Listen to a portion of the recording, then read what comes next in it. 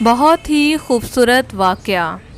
ایک بچے نے سمندر میں اپنا جوتا کھو دیا تو بلکتے ہوئے بچے نے سمندر کے ساحل پر لکھ دیا کہ یہ سمندر چور ہے، اور کچھ ہی فاصلے پر ایک شکاری نے سمندر میں جال پھینکا اور بہت سی مچھلیوں کا شکار کیا، تو خوشی کے عالم میں اس نے ساحل پر لکھ دیا کہ سخاوت کے لیے اس سمندر کی مثال دی جا سکتی ہے۔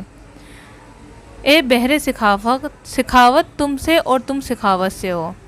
نوجوان غوطہ خور نے سمندر میں غوطہ لگایا اور وہ اس کا آخری غوطہ ثابت ہوا۔ کنارے پر بیٹھے غمزدہ ماں نے ریت پر ٹپکتے ہوئے آنسوں کے ساتھ لکھ دیا، یہ سمندر قاتل ہے۔ ایک بوڑھے شخص نے سمندر سے موتی کا تحفہ لیا تو اس نے فرحت جذبات میں آ کر سارے سمندر پر لکھ دیا کہ یہ سمندر کریم ہے، کرامت اس سے ہے اور یہ کرامت کی مثال ہے۔ پھر ایک بڑی لہر آئی اور اس نے سب کا لکھا ہوا مٹا دیا۔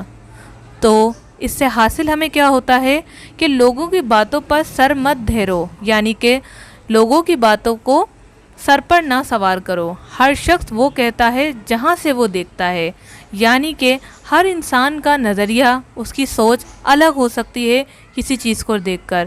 تو ہمیں لوگوں کی باتوں میں آنے سے پہلے خود کی ریسرچ کر لینا بہت ضروری ہے۔